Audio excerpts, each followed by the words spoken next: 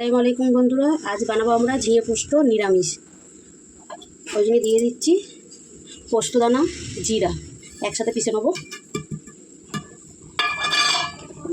দিয়ে দেবো কাঁচা লঙ্কা। এতে গুঁড়ো হলুদ, গুঁড়ো ঝাল কোনো কিছু ব্যবহার করবো না। নিরামিষ পোস্ত ঝিঙে। তাহলে এটা আমি শিলে পিষে নেবো, কেন মিক্সিতে করলে অল্প মিন হবে না, আমি শিলে পিষে নেবো। এটা মশলাটা পেশা হয়ে গেছে। কাঁচা লঙ্কা, জিরে আর দিয়ে দিয়েছি পোস্তদানা, একসাথে সব পিষে নিয়েছি। মিক্সিতে তো কম কম জিনিস একদম গোটা গোটা থাকে, ওই শিলের মধ্যে পিষে নিলাম। মশলাটা দিয়ে দিলাম তেল, সাদা তেলের তরকারিটা করছি আজকে, অল্প করে তেল দেবো। ঝিঙে তো যত কম তেল মশলা হবে ততই ভালো। ফোড়নে দিয়ে দিলাম একটু কালো জিরে,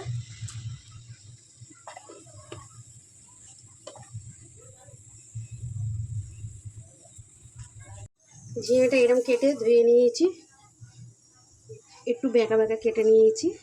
এরকম করে ধোয়া হয়ে গেছে, দিয়ে দিচ্ছি।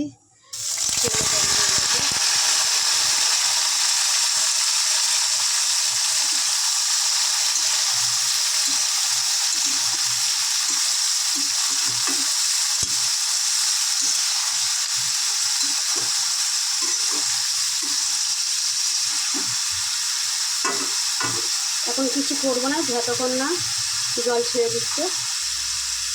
ঝিঙেতে পানি ছেড়ে দিয়েছে।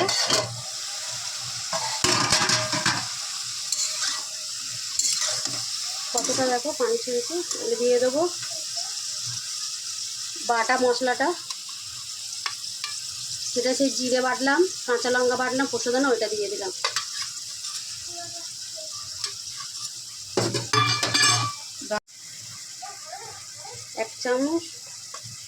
এক চামচ দিয়ে দিলে লবণ, আর কিছু দেবো না। একদম সাদা হবে তরকারিটা, নিরামিষ।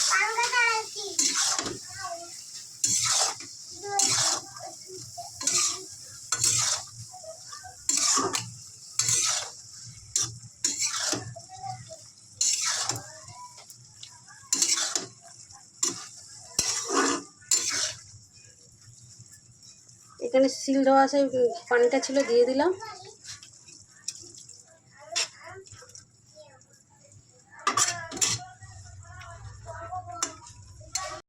একটা টমেটো কেটে দেবো।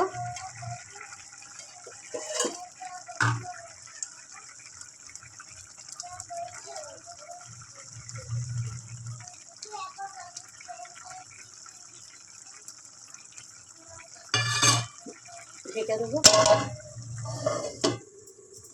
আমার ঝিঙে পোস্ত হয়ে গেছে নিরামিষ। দেখো একদম সাদা হয়ে হবে, কোনো হলুদ না, কোনো লঙ্কার গুঁড়ো না, কাঁচা লঙ্কার তরকারি, নিরামিষ।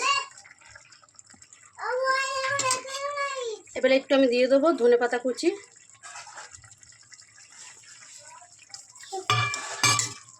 একটু নেড়ে চেড়ে নেবো। টমেটোগুলো সিদ্ধ হয়ে গেছে, একদম দেখো ছাল ছাড়ে গেছে। এবারে ওপর দিয়ে একটু দিয়ে দেবো ঘি। ঘি না দিলে ভালো লাগবে না, নিরামিষ তো।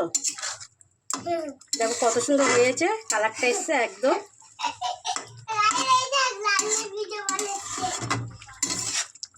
খুব সুন্দর হয়েছে, টেস্টও এসেছে। এইভাবে নিরামিষ তরকারি হয়।